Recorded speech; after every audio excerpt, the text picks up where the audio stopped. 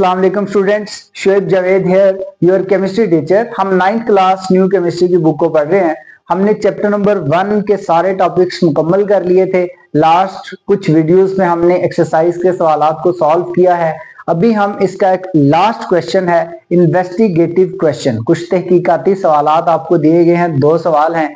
आपने सारा जो चैप्टर पढ़ा है, इसमें जो आपको इंफॉर्मेशन मिली है, जो इंफॉर्मेशन आपने कलेक्ट की है, उस इंफॉर्मेशन को यूज करना है और इन सवालात के जवाब देने हैं। आपने लेक्चर को बड़े ध्यान से समझना है, क्योंकि कुछ चीजें आप लोगों के लिए नई हैं। कंसेप्चुअल सवाल है ये। Preparation of solutions lead two important process in chemistry, यानी कि जब हम सॉल्यूशन की तैयारी करते हैं, सॉल्यूशन बनाते हैं, तो उससे बहुत से अहम जो प्रोसेस हैं केमिस्ट्री में, उनको हम पढ़ते हैं। जब हम सॉल्यूशन बनाते हैं तो उससे हम अहम प्रोसेस तो पढ़ते ही पढ़ते हैं। तो जब अहम प्रोसेस पढ़ते हैं तो हम फिर किसी भी कंपाउंड को प्यूरिफाई कर सकते हैं। किस प्रोसेस के थ्रू? क्रिस्टलाइजेशन के प्रोसेस के थ्रू। क्रिस्टलाइजेशन के प्रोसेस के थ्रू हमने कंपाउंड को प्यूरिफाई करना है। अब देखें, डिस्क्राइब अ प्रोसेस, उस प्रोसेस की वजाहत करें इन विच पोटाशियम नाइट्रेट इज प्यूरिफाइड, जिसमें पोटाशियम नाइट्रेट को प्यूरिफाई किया जाएगा।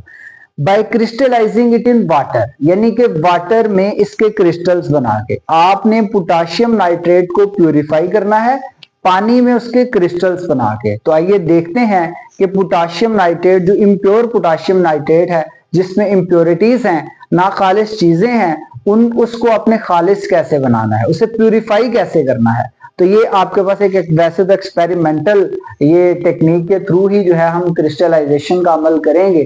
तो ये जब भी आप तजर्बाती चीजें पढ़ते हैं, एक्सपेरिमेंट परफॉर्म करते हैं, ये भी एक्सपेरिमेंट परफॉर्म किया जा सकता है लेबोरेटरी में। बहरहाल अभी हम जो है इसे ऑरली ही सीखते हैं कि पोटाशियम नाइट्रेट को प्यूरिफाई कैसे करेंगे क्रिस्टलाइजेशन के प्रोसेस के थ्रू। इसके कुछ स्टेप्स हैं, उनको आपने याद करना है। सबसे पहले तो आपने जब पोटाशियम नाइट्रेट को प्यूरिफाई करना है, ठीक है, क्रिस्टलाइजेशन के प्रोसेस के थ्रू, तो आपने क्या करना है कि जो आपको पोटाशियम नाइट्रेट गिवन है, इम्प्योर पोटाशियम नाइट्रेट आपको जो गिवन है, उसको आपने डिसॉल्व करना है हॉट वाटर में। अब इतना भी हॉट वाटर नहीं लेना, आपने इतना हॉट वाटर लेना है कि उसका जो टेम्परेचर है वो लगभग 50 से लेके 60 डिग्री सेंटीग्रेड तक हो। तो आपके पास जो इम्प्योर पोटाशियम नाइट्रेट है, उसे जब 50 से 60 डिग्री सेंटीग्रेड वाटर में ऐड करेंगे तो हमारे पास एक बन जाएगा सैचुरेटेड सॉल्यूशन। तो देखें, पहला जो स्टेप है वो क्या करना है, डिसॉल्व इन हॉट वाटर। तो पोटाशियम नाइट्रेट को dissolve impure potassium nitrate in hot water. आपने हॉट वाटर में पोटाशियम नाइट्रेट को क्या कर लिया, डिसॉल्व कर लिया। जब डिसॉल्व किया है तो आपके पास क्या बन चुका है, सैचुरेटेड सॉल्यूशन। सैचुरेटेड सॉल्यूशन वो सॉल्यूशन जिसमें सल्यूट मैक्सिमम अमाउंट तक डिसॉल्व हो जाए। तो 50 से 60 डिग्री सेंटीग्रेड टेम्परेचर पे जितना भी इम्प्योर पोटाशियम नाइट्रेट जो है वो वाटर में डिसॉल्व होगा, उससे आपके पास जो बनेगा वो बन जाएगा सैचुरेटेड सॉल्यूशन। जब आपके पास सैचुरेटेड सॉल्यूशन बन गया, आपने हॉट वाटर में पोटाशियम नाइट्रेट को डिसॉल्व कर लिया, तो फिर आपने क्या करना है, फिल्टर करना है। वो जो आपके पास सॉल्यूशन बना है ना, उसको फिल्टर करना है। तो देखें, filter the solution to remove impurities. आप फिल्टर करेंगे by using filter paper, by using conical funnel. Conical funnel की शेप इस तरह की होती है, आपने कॉनिकल फनल को यूज करना है, और कॉनिकल फनल को यूज करना है, साथ में इसके बीच में आपने फिल्टर पेपर को रखना है, और जो सॉल्यूशन है उसकी फिल्ट्रेशन करवा देनी है। और इससे क्या होगा कि जो इंप्योरिटीज होंगी वो फिल्टर पेपर के ऊपर रह जाएंगी। आपने दूसरे नंबर पे सॉल्यूशन को कर लिया फिल्टर। थर्ड, आपने क्या करना है, जो सॉल्यूशन आपके पास बना है उसे आपने कूल करना है, उसे आपने ठंडा करना है। अब ठंडा 0 डिग्री सेंटीग्रेड तक भी नहीं कर देना, तकरीबन 10 to 20 डिग्री सेंटीग्रेड तक आपने टेम्परेचर डाउन करना है, ताकि आपका जो सॉल्यूशन बना है वो कूल हो जाए। जब सॉल्यूशन कूल हो जाएगा, तो जब सॉल्यूशन की कूलिंग होती है तो उससे क्रिस्टल्स बनना शुरू हो जाते हैं। तो आपके पास जो क्रिस्टल्स बनेंगे उनको लास्ट स्टेप में आप क्या कर लेंगे, कलेक्ट कर लेंगे। तो देखें, collect the pure potassium nitrate crystals that form, यानी कि जो potassium nitrate, pure potassium nitrate के क्रिस्टल्स बने हैं उनको आपने कलेक्ट कर लेना है, ठीक है। जैसे ही सॉल्यूशन क्या होगा, कूल होगा। तो जैसे ही सॉल्यूशन कूल होगा तो आपने पोटाशियम नाइट्रेट के प्योर क्रिस्टल्स को कलेक्ट कर लेना है। अब क्या करेंगे, वो जो आपके पास क्रिस्टल्स आए हैं, ठीक है, प्योर पोटाशियम नाइट्रेट के, लास्ट पे आप उसे ड्राई करते हो, और ड्राई करने के बहुत से मेथड हैं। नॉर्मल जो है आप ओवन भी यूज कर लेते हो और आप डेसिकेटर भी यूज कर लेते हो। उससे क्या होता है, मॉइस्ट वगैरह जो होता है, नमी वगैरह जो होती है ना, वो निकल जाती है और आपको प्योर पोटाशियम नाइट्रेट के क्रिस्टल्स मिल जाते हैं। ठीक है, तो इस तरह से आपने क्या कर लिया है, पोटाशियम इम्प्योर पोटाशियम नाइट्रेट को प्योर कर लिया है। किस प्रोसेस के थ्रू, क्रिस्टलाइजेशन के प्रोसेस के थ्रू। सवाल नंबर 2 इसे देखते हैं। Graphene is called a miracle material. Graphene जो है इसे मोजजाती मटेरियल तस्वर किया जाता है। And it is the material of future, और ये फ्यूचर में यूज होने वाला, मुस्तकबिल में यूज होने वाला मटेरियल है। Which of its many properties makes it very useful in electronics? इसकी कौन सी खसूसियात हैं जो इसे बहुत कारआमद बनाती हैं इलेक्ट्रॉनिक्स में। तो आपने देखना है, कहा यह जा रहा है कि ग्रेफीन जो है ये एक मिराकल मटेरियल, मिराकल मटेरियल का मतलब है कि ये वो मटेरियल है जो मौजूदाती है, मतलब कि ये बहुत फायदेमंद है। तो इस फायदेमंद मटेरियल को हम इलेक्ट्रॉनिक्स में कैसे यूज करते हैं और कहाँ यूज करते हैं, ये देखना है। तो देखें, आप ग्रेफीन के यूज इलेक्ट्रॉनिक्स में अभी हम पढ़ते हैं। सबसे पहले ग्रेफीन को यूज किया जाता है अल्ट्रा फास्ट इलेक्ट्रॉनिक डिवाइसेस में। Ultra fast electronic devices, ultra fast electronic devices की कोई मिसाल, फॉर एग्जांपल इसकी एग्जांपल हो सकती है सुपर कंप्यूटर। सुपर कंप्यूटर्स में आपको पता है कि बहुत सा डाटा जो है वो एक टाइम पे आप ट्रांसफर कर सकते हो। तो बहुत सा डाटा ट्रांसफर करने के लिए आपको एक्स्ट्रा ऑर्डिनरी मटेरियल भी चाहिए। तो वो एक्स्ट्रा ऑर्डिनरी मटेरियल हमारे पास क्या है, ग्रेफीन है।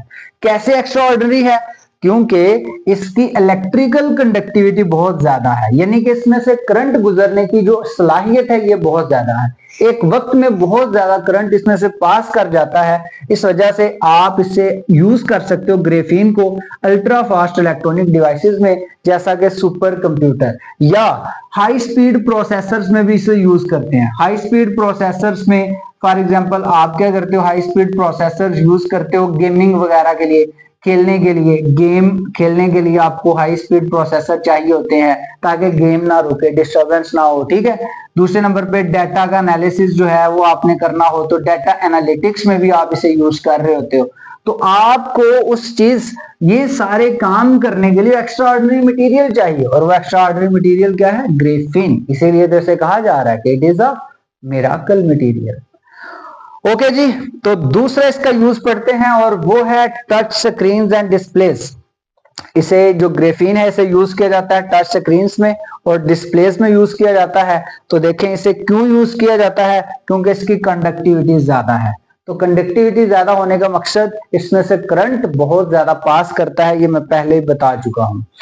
अब देखें, इसे टच स्क्रीन्स में यूज किया जाता है। क्यों यूज किया जाता है, क्योंकि ये फ्लेक्सिबिलिटी शो करता है। फ्लेक्सिबिलिटी का क्या मतलब है भाई, फ्लेक्सिबिलिटी, ग्रेफीन फ्लेक्सिबल है। तो फ्लेक्सिबल है तो इससे स्मार्टफोन्स बनते हैं, इससे टैबलेट्स बनते हैं। वो फोन है ना, उनको हम फोल्ड कर लेते हैं। फोल्ड होने वाले जो स्मार्टफोन्स हैं उनको हम ग्रेफीन से बनाते हैं। ठीक है, और दूसरे नंबर पर टैब हैं, टैब को भी हम फोल्ड करते हैं। टैब जितने बन जाते हैं वो टैब बन रहे हैं बाय यूजिंग ग्रेफीन। और इसकी ट्रांसपेरेंसी, ट्रांसपेरेंसी का मतलब है शफाफियत। ग्रेफीन को ना आप यूज कर सकते हो इलेक्ट्रोड के तौर पे भी। कौन से, पहले हम यूज करते होते हैं indium tin oxide, ITO।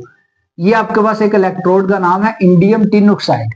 Indium tin oxide जो है ना इतना ट्रांसपेरेंट नहीं है, इतना शफाफ नहीं है, इतने अच्छे रिजल्ट नहीं देता, लेकिन ग्रेफीन अच्छे रिजल्ट देता है। तो इसलिए इसे यूज करते हैं टच स्क्रीन और डिस्प्लेस में। ओके जी, तो थर्ड यूज इसका पढ़ते हैं, लास्ट यूज है इसका, और वो है हाई स्पीड कंप्यूटर्स। ग्रेफीन को यूज किया जाता है हाई स्पीड कंप्यूटर बनाने के लिए। तो हाई स्पीड कंप्यूटर्स बनाने में इस तरह से यूज होता है क्योंकि एक तो इसकी इलेक्ट्रिकल कंडक्टिविटी ज्यादा है। देखो, इलेक्ट्रिकल कंडक्टिविटी का तीनों इसके यूजेस में जिक्र आया है। और दूसरे नंबर पे इसकी एबिलिटी है, इसकी सलाहियत है कि ये हैंडल कर सकता है हाई फ्रीक्वेंसीज को, यानी कि ये हैंडल कर सकता है सिग्नल्स को हाई रेट पे। वो जो सिग्नल्स होते हैं ना, वो सिग्नल्स को ये हैंडल कर सकता है हाई रेट पे।